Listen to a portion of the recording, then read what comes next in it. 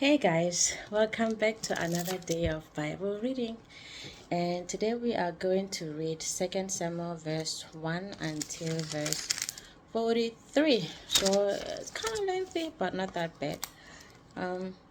Before we get into today's teaching, I want to ask you, how quick can you apologize?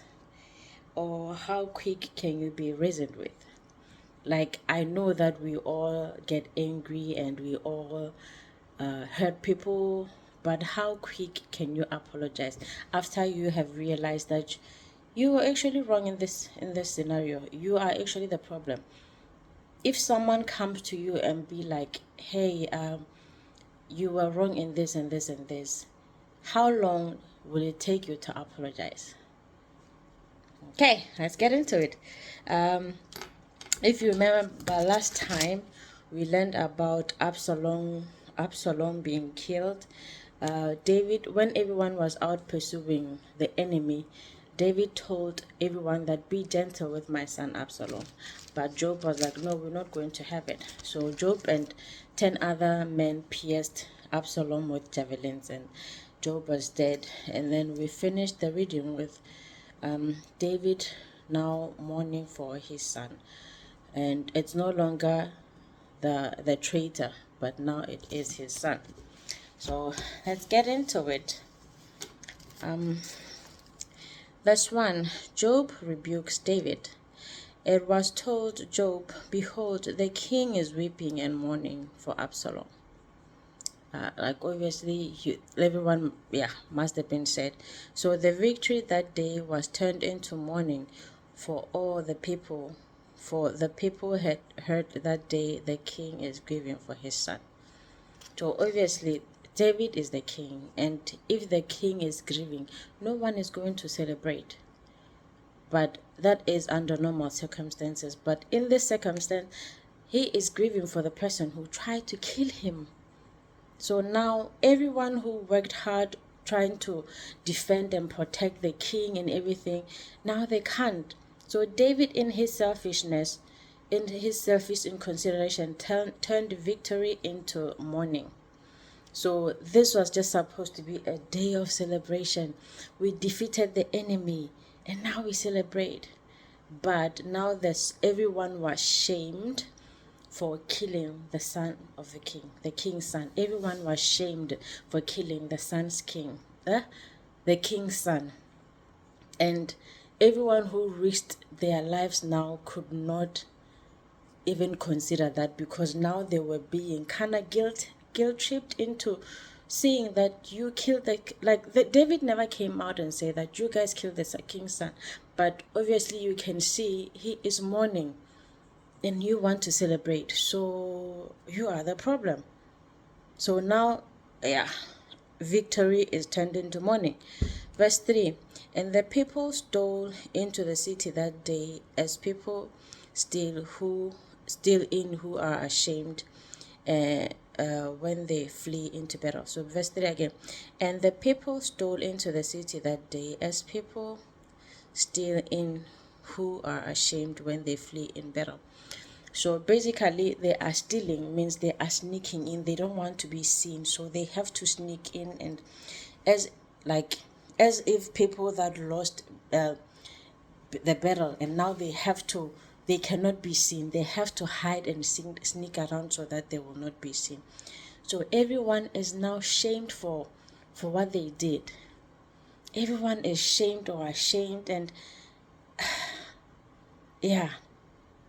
so now the victorious soldiers have to sneak around like thieves. Imagine fighting so hard for your king, and now you come back, you have to sneak around like a thief in the night. You cannot be seen because of what you did. That sucks.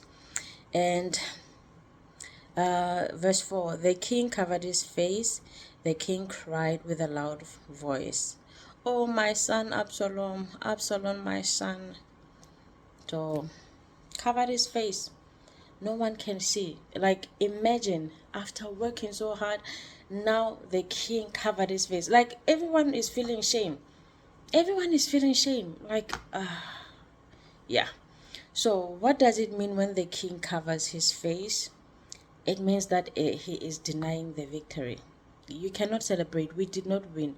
Yes, you worked hard, but we did not win because my son died. We did not win. It's not a victory. And deep mourning. Now, the mourning overpowers the victory, because you cannot celebrate while the king is crying. The king is in mourning. And refusal to lead. Is he going to lead? I mean, if he is crying that his son died, how is he going to lead? So that is gone. That is gone. Oh, yep. So now verse 5. Then Job came into the house to the king and said, You have today covered with shame the faces of all your servants who have this day saved your life and the lives of your sons and your daughters and the lives of your wives and your concubines. So Job is opening David's eyes and waking him up and be like, you are shaming everyone who has worked so hard to save your children, to save your wives, to save your concubines. You are shaming them. You are putting them to shame for everything that they have done for you, because you love those who hate you and you hate those who love you. Imagine being told that. Like, I work so hard and now you're shaming me. So you love those who hate you and you hate those who love you. Because, like, those who loved you are here. They actually fought for you. But you don't respect them. You don't care about them. And the one that tried to kill you, you are mourning for him. Like, if he had it his way, you wouldn't be here. But here you are crying, oh, my son Absalom, oh, my son Absalom. For you have made it clear today that commanders and servants are nothing to you. For today I know that if Absalom were here alive and all of us were dead, today then you would be pleased. That would wake anyone up. That would wake anyone up. Like, if everyone was dead, everyone, your wives, your children, and everyone was dead, and your son, the only one who tried to kill you, was alive, you would be happy, right? Because that's what you want. We worked hard to protect you and we risked our life, but here you are shaming us and now mourning over the son who tried to kill you. Yeah, now verse 7. Now therefore arise and go and speak kindly to your servants, for I swear by the Lord, if you do not go, not a man will stay with you this night. And this will be worse for you than all that the evil that has come upon you from your youth until now. If you don't go, you are going to lose everyone, and it will be out of your own hands. It will be your own hands that led you to that. I feel like that would wake anyone up. That would wake anyone up. Imagine all the victorious soldiers now having to sneak around in shame, and like a good day turned into a bad day because of your selfishness. Everyone was risking their lives as it is, but because of your inconsideration, now it is a bad day. It's not a good of celebration. I mean, it's not a day of celebration. Now, verse 8. The king arose and took his seat in the gate, and the people were all told, Behold, the king is sitting in the gate. And all the people came before the king. So, do you have someone who can reason with you like that? Because here I kind of can see the friendship. I don't know if I would call it friendship, but Job came to David and told him, like, hey man, you need to wake up. What you are doing is worse than what your son did and what anyone has ever done. If you don't stand up for your people, you are not going to have anyone by the morning. So they're not going to be understanding, like, no, they are all going to desert you. So only a few people can talk to the king like that, because you have to understand, this is the king.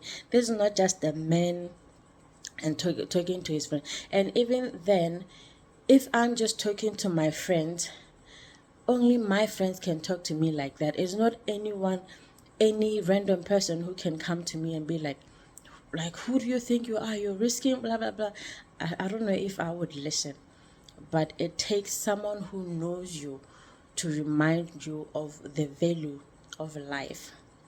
So yeah, and now everyone is like, okay, yes, the king is up. The king has risen again. So let's go and talk to him. Let's go and greet him. Our king is back. Finally. Finally.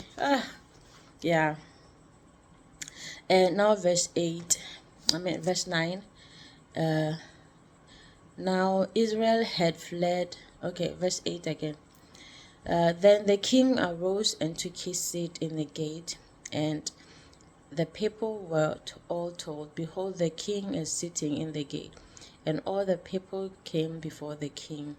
Now Israel had fled, and every man to his own town. So when all of this was going on, everyone ran to their town.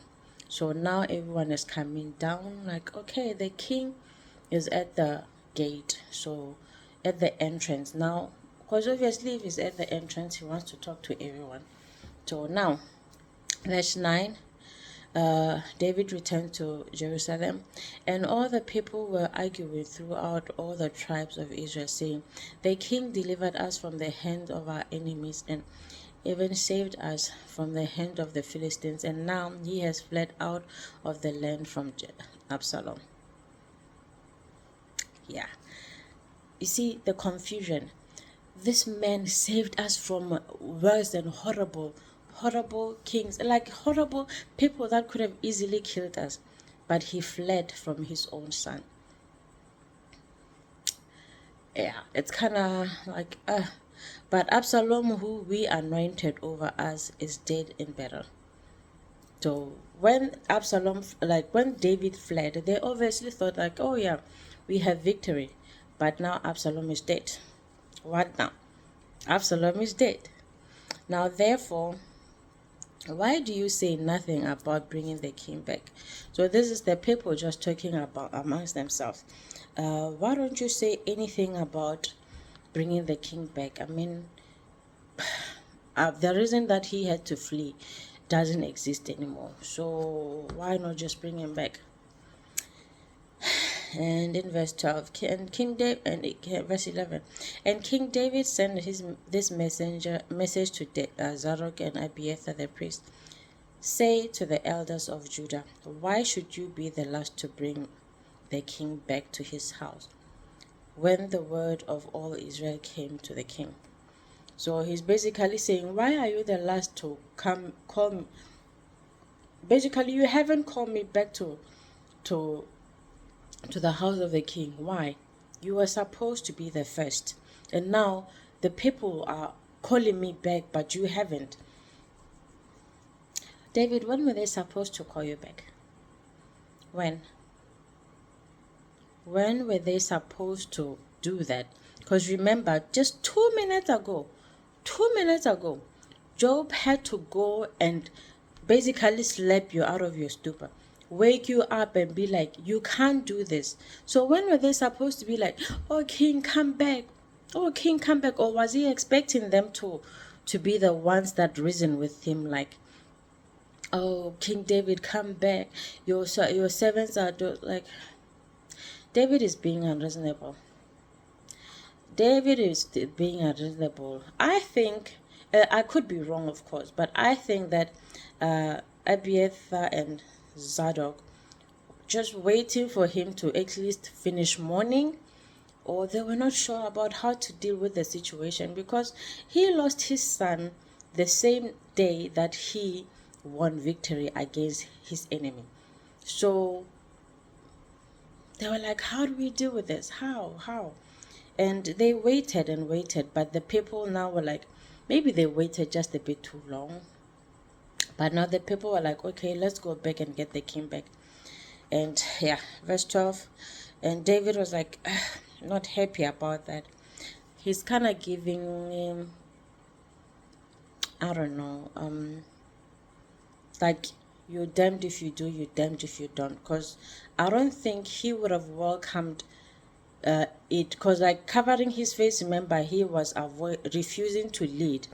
If he had not covered his face, or like just made it about losing his son, maybe these people would have been like, okay, the king is back, let's go sort things out. But he made it all about his son, the one son who committed treason against him.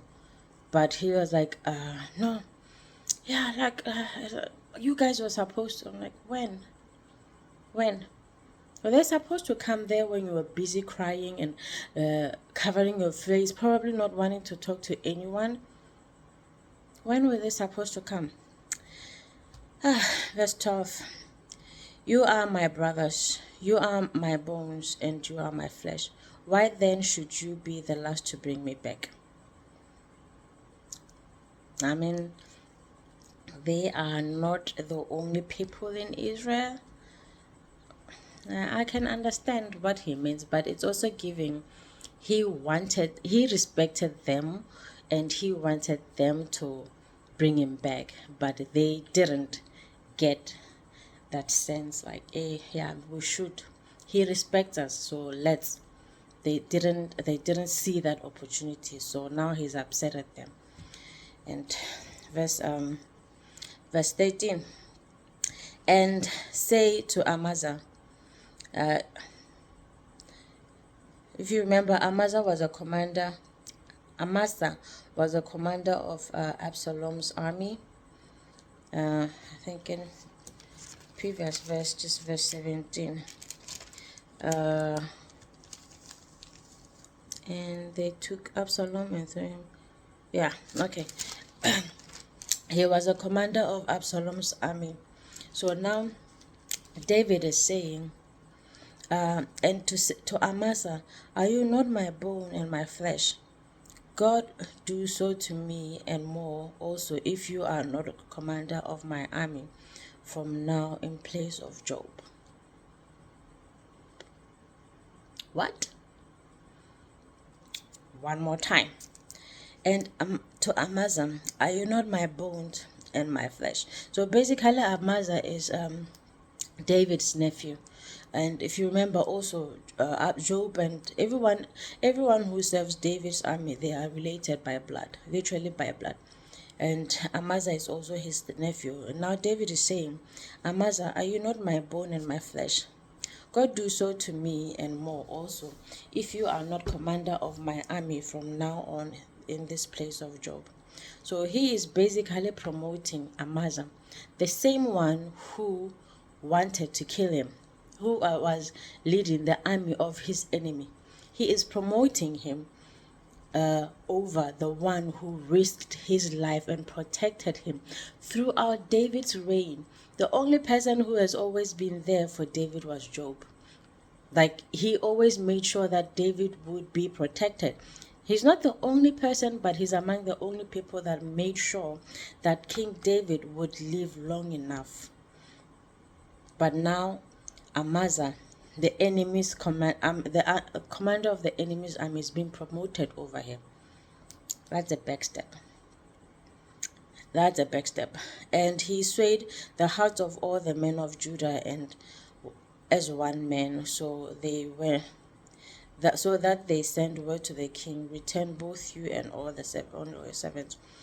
So in telling Amasa to be the commander of David's army, he kind of garnered all the, like, Amasa was an influential man. So in getting the support, Amasa to join David's army and promoting him over his long serving commander, it's also saying, like, everyone who is with him, come. Everyone who is with Amasa can now come.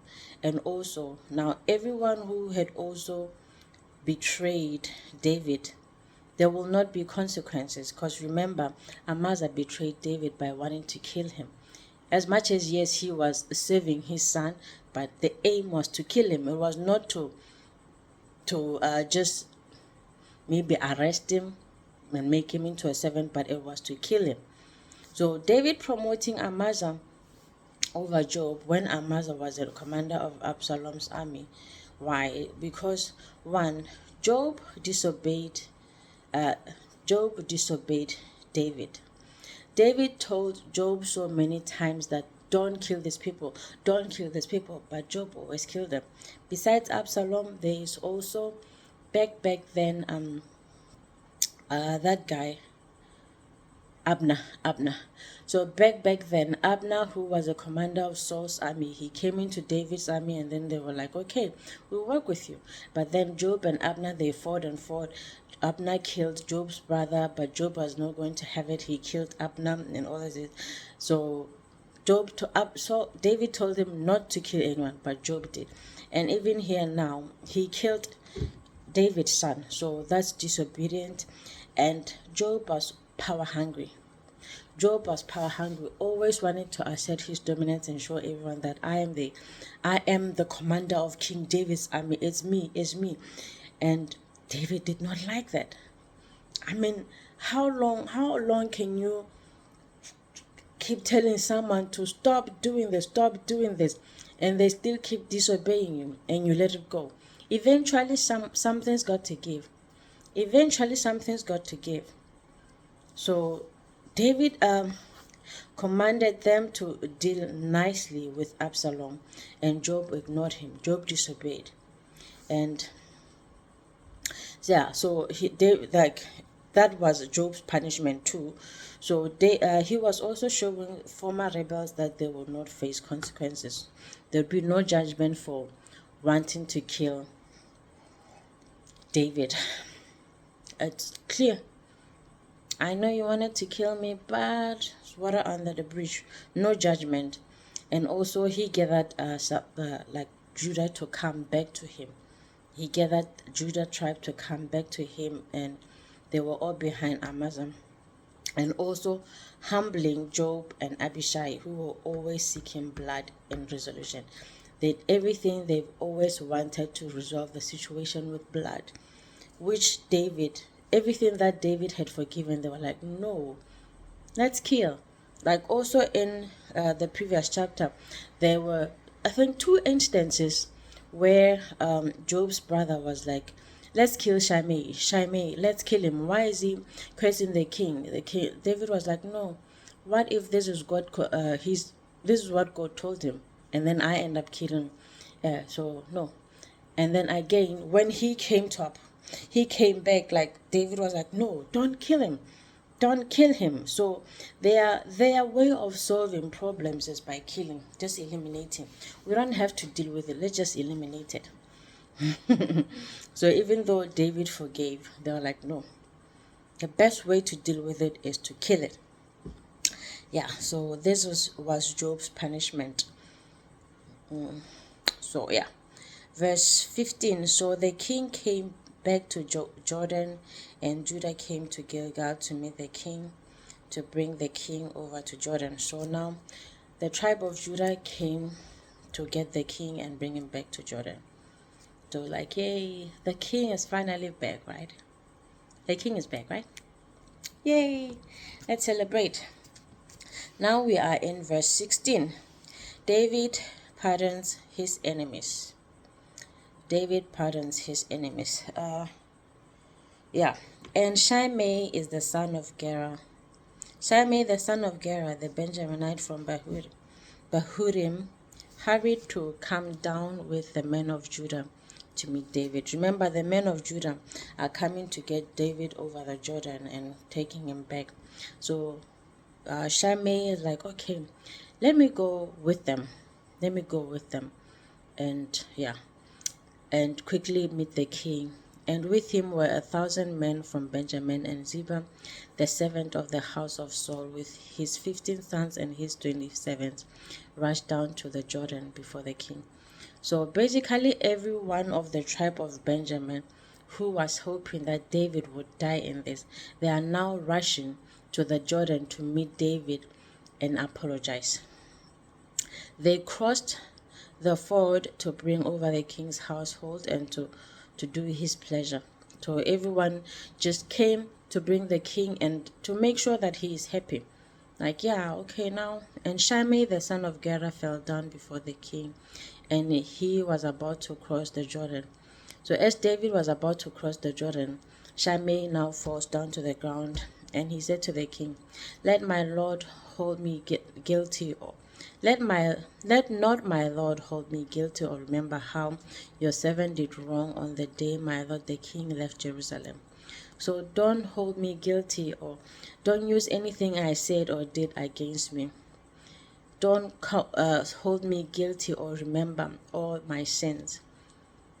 For like on the day that you were live in Jerusalem, don't hold that against me. For your servant knows that I have sinned, for I know that I have sinned. Therefore, behold, I come this day, the first of all the house of Joseph, to come down to meet my lord the king.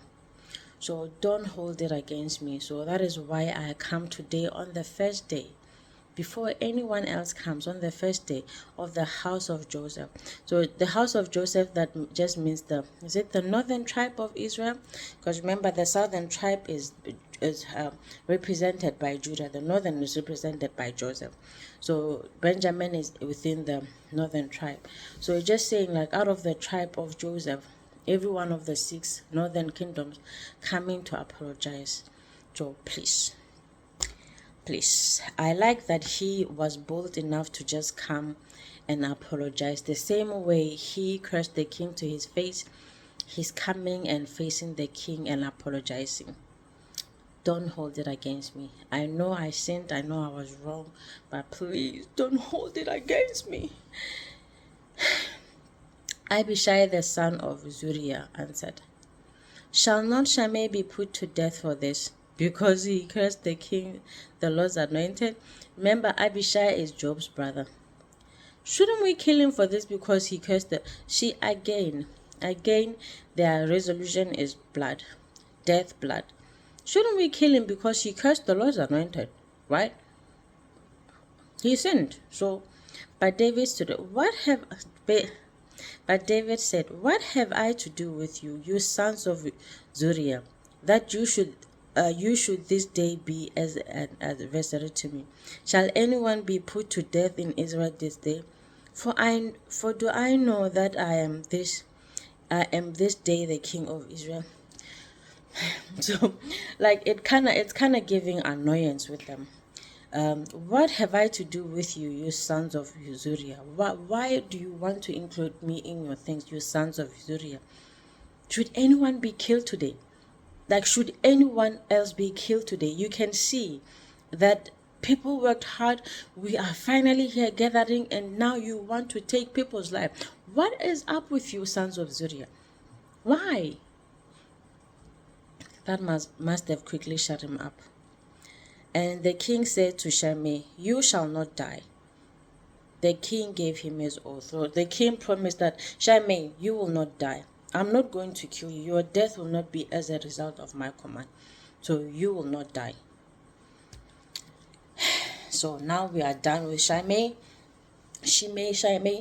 Now in verse 24.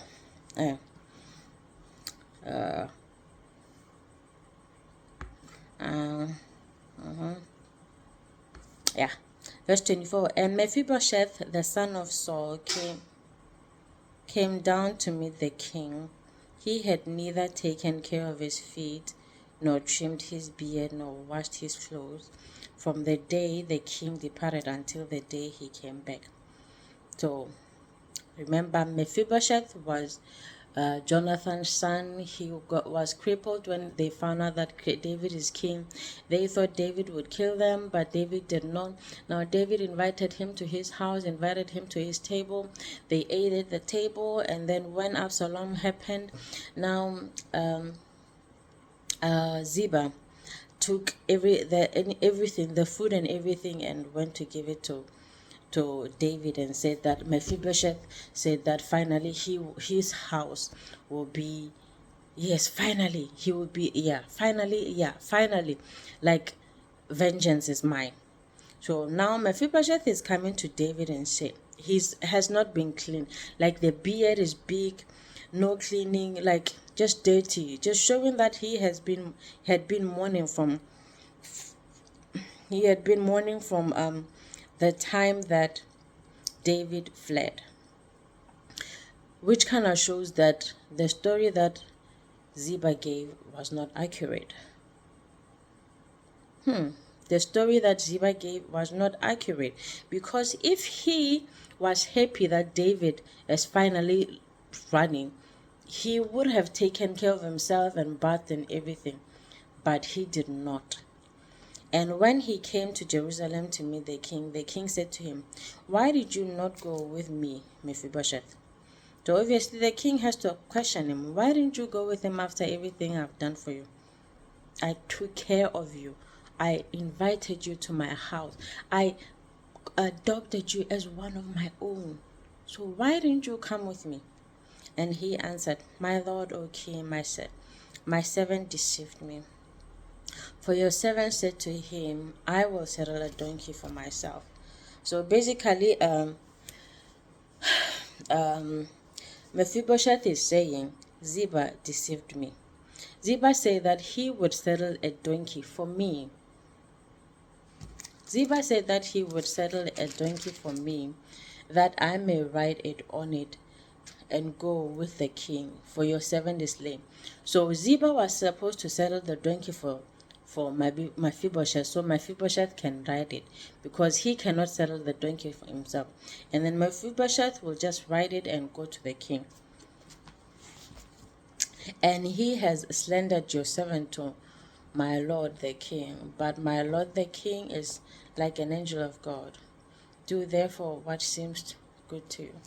So he's coming out and saying, like, that's not what happened.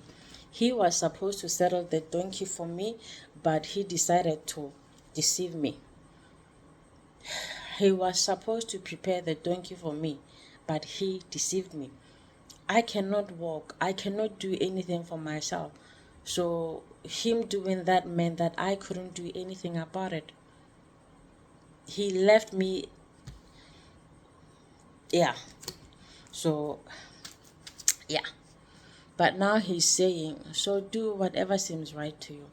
I know that I can make whatever excuses that I feel like, but you just do whatever seems right to you. I tried and I was tricked, deceived and tricked. So Ziba deceived his master Mephibosheth and lied to the king, it seems. Because I was like, how do we know that Ziba actually lied? Or is it maybe Mephibosheth is just coming back now seeing that, ooh, his plan did not work. So he's now just coming and making up stories. But the fact that he never cleaned up shows that he had been mourning the entire time. So his story seems plausible. So he's not lying, right? But David, oh yeah, okay, let's go. Back again. Now verse 28. For all my father's house were but men doomed to death before my lord the king. But you set your servant among those who eat at your table. What further right have I, then, to cry to the king? You have already honored me. You did not have to. You've already honored me, and now here I am. So you don't need to do anything. You have already been good to me. Anything else is just a bonus, so you don't have to. It's kind of giving that Ziba was kind of resentful. How could you think, if your boss was good to you, if you were like everything was good, why would you all of a sudden now think, this is my chance to now take advantage. This is my chance to make sure that I get something. It's kind of given that he was holding on to some kind of anger, or some kind of resentment, to make sure that he gets out on top. He gets something out of this. He was waiting for an opportunity, and he saw the opportunity and he took advantage. Now, for me, that kind of tells me that as much as he was grateful, he wanted this for himself too. So he was grateful, but he was also jealous of his own master. And now he saw an opportunity. He was like, no, I'm not going to miss out. How long do I have to keep being a servant? If the king can promote me to have my own property, to have my own, he might as well do that now. He might as well just do that now. And yeah. What further right have I than to cry to the king? And the king said to him, why speak any more of your affairs? I have decided, you and Ziba shall divide the land. So he can see, so it's like, you don't have to talk about this anymore. It's fine. You'll just divide your property affairs between you and Ziba. Because, well, Ziba was there. As much as he lied to you and he deceived you and he lied to me, he did help. It would be a different story if he took everything and ran away thinking that the king would die, but he did help. So the job was done. It's just that under deception and lies and all of those tricks. So fine, just divide the property amongst you. Yeah, Ziba deceived his master and lied to the king, but the king divided the property. So it's all good, right? I wonder how Ziba felt when all of this was happening, because when you lie, when you deceive, when you do all of these tactics, you never think that the truth will come out. You never think that anyone would find out. You never think of the whatever not working in your favor. So I wonder how he's feeling now. Mephibosheth is speaking for himself. The king is right here, and he cannot lie. The lies that he told, he cannot stand on them now because the king is here. He didn't die. And Mephibosheth is here too, speaking for himself. So, yeah. So I guess he was just standing in the corner like, yeah. And Mephibosheth said to the king, oh, let him take it all, since my lord the king has come safely home. Oh, let him just take it all, since you have come back home. That's all I ever wanted, and you are back home. So everything else, let him just have it all. This also confirms that he never wanted David to die. Mephibosheth was lying, and if David had died believing that Ziba was lying. So if David had died believing that this is how Mephibosheth felt, Mephibosheth would have probably been a mess. But the fact that he came back and he was kind of redeemed, like, yay, it's also good. It's also good. But now, honestly, it's not worth it.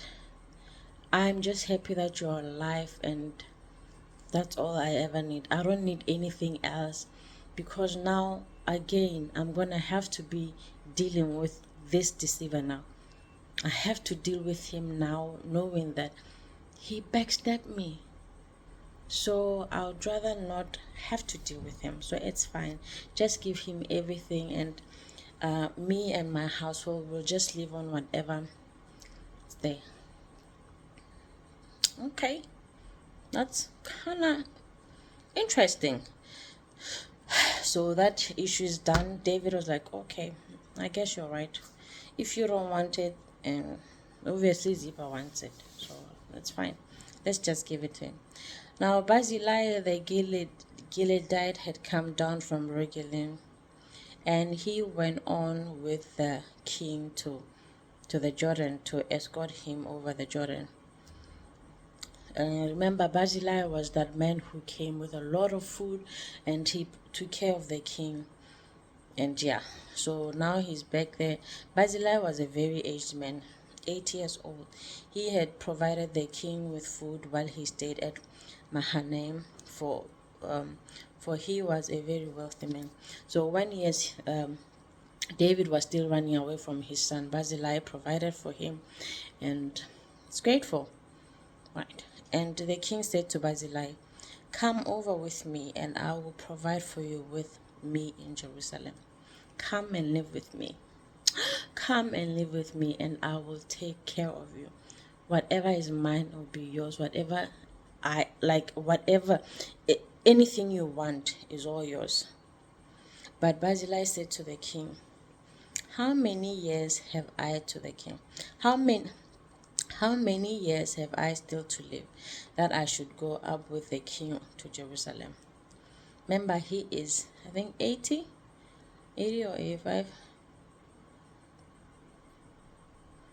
80, yeah. He's 80. So Barzillai is like, how many more years do I still have to live, that I should go with you to Jerusalem? I mean, what is the point? I am this day 80 years old. Can I discern what is pleasant and what is not? I mean, everything to me is just the same. So, good, bad, I cannot tell. Can your servant taste what he eats or what he drinks? Everything just tastes the same. There's no, like, he's so old that he's just eating for the sake of eating. There's no joy or pleasure in eating. It's just eating to live. Can I still listen to the voice of the singing man and singing woman? Why then should your servant be an added burden to my lord the king? Basically, he's so old, there's no point. There is no point. So, what is the point of all of this? Which kind of makes sense. I mean, I also, if like I do something so great and then I get some kind of reward, I feel like I'd be like, what is the point?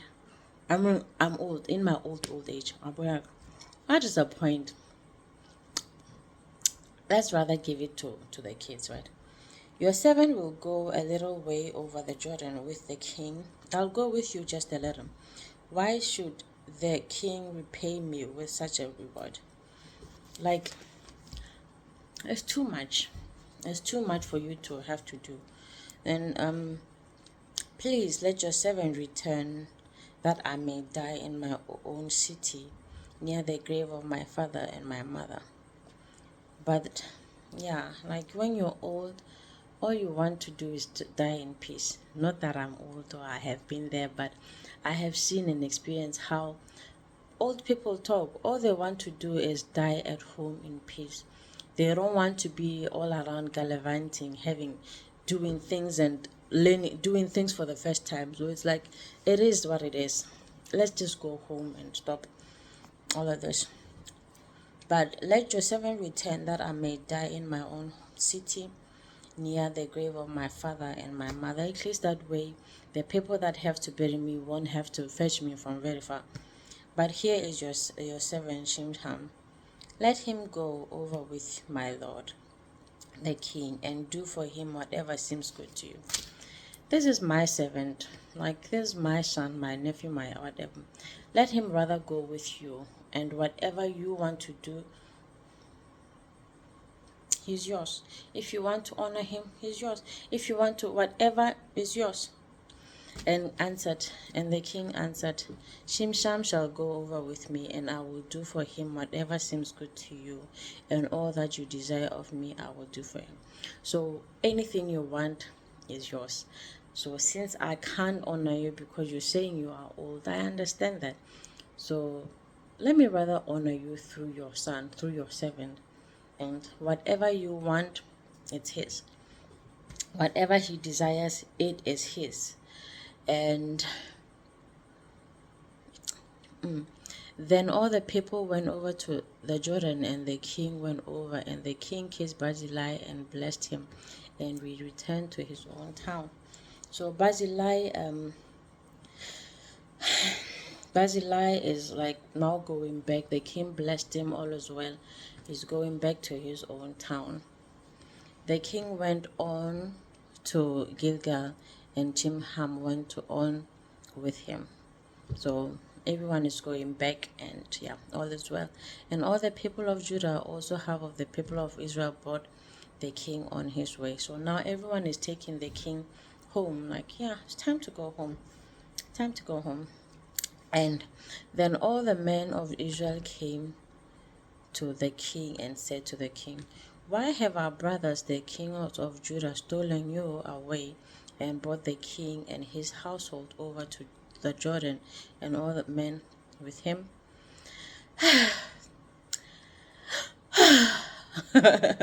I'm saying because just 2 minutes ago, everyone was ready to kill David. But now everyone is fighting for him. Like, why are you guys fighting to have him with you? Why? He is our king too. And all the men of Judah answered the men of Israel, because the king is our close relative. Why then are you angry over this matter?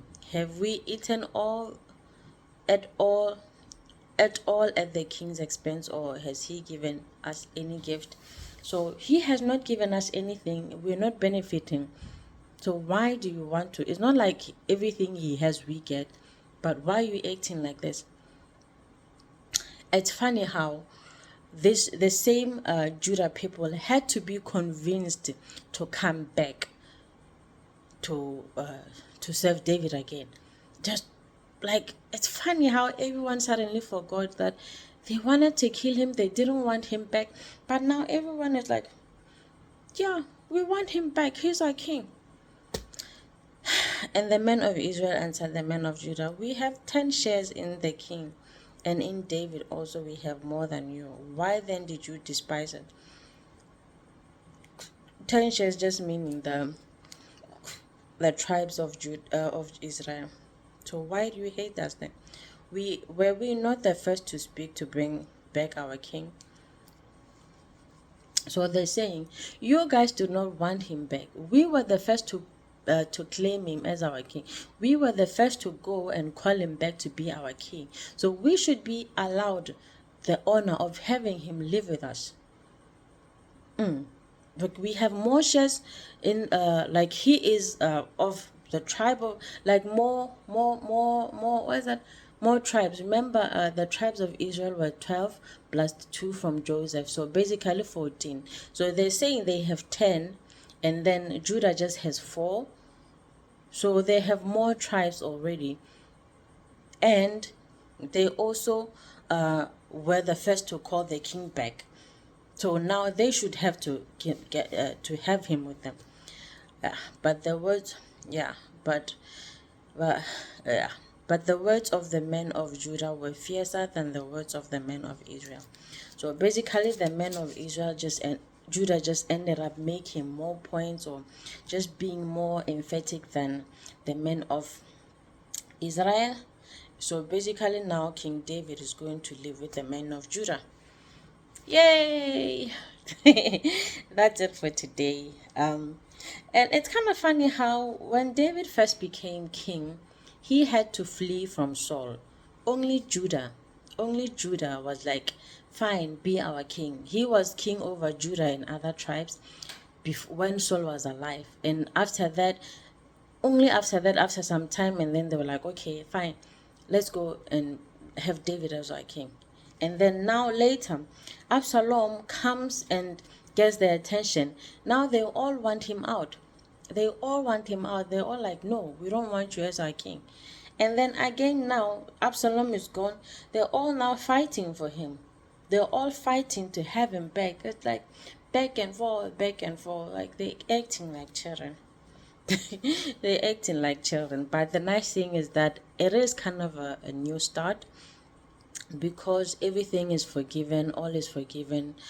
David forgave the people, forgave some of the people, and obviously we can see that he didn't really forgive Job, and we should not be surprised of how Job reacts. We can see that, yeah, he promoted Amasa, the commander of his enemy's army, over the one who had risked his life and made sure that he secured his kingdom. It's not like Absalom was the only son David had. It's not the only son. Remember, all of this started because, yes, David sinned with Bathsheba. And then God was like, I'm going to raise your own son who is going to come against you. And that was Absalom. But then the way it worked with Absalom was that because Amnon S8 Tamar. So and David didn't do anything about that. And then now Absalom had to do something. He killed Amnon and then protected his sister, which is something that his father failed to do. So all of this was a result of that. And now it's over for now anyway. It seems like it is over. So how quick are you to apologize? I know for me, I'm not the quickest.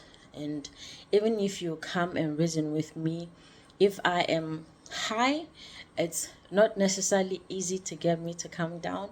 I think the nice thing about growing up is that you get to see that it doesn't have to be done perfectly. It just has to be done. So you see that okay, yeah, after coming down, you can see, okay, I was wrong, but thank you for bringing it to my attention. So I apologize or accept your apology, and then now we can move on. But we all know that there are some people who know how to talk to you, not in manipulation, but just to like make you see things differently. And I think that that's the kind of friendship that David and Job had. Even though we wouldn't necessarily call it a friendship, but it had its ups and downs. So yeah, Job in the end is kind of acting like a virus that cannot be contained. And David, as much as he is not doing anything about the people that wrong him, there are so many people that wronged David. He did not do anything against them. None of them. All of like most of them are still alive. They were still alive. But Job disobeyed, and David was like, no. So it is kind of giving. David loves those who hate him, and he hates those who love him. Everything that Job did was to help David. But to David, it is more important for Job to obey than to save his life. So had Job not killed David, what was going to happen? Was he just going to take Absalom to exile and then... Because remember, when he was in exile, he was behaving like a child again, acting like, oh, I can't live without my son. And then, which is how Job also came in and helped David see it. And he helped him, got Absalom back into Jerusalem, and then things were okay again. So David doesn't want to recognize Job's friendship. And everything that Job has done is now being used against him, which kind of sucks. But I can understand that sometimes if you give someone too much freedom, they tend to run wild. So yeah, that's it for today, ladies and gentlemen. I will see you all next time. Have a good week. I love you, and Jesus loves you too. Bye bye.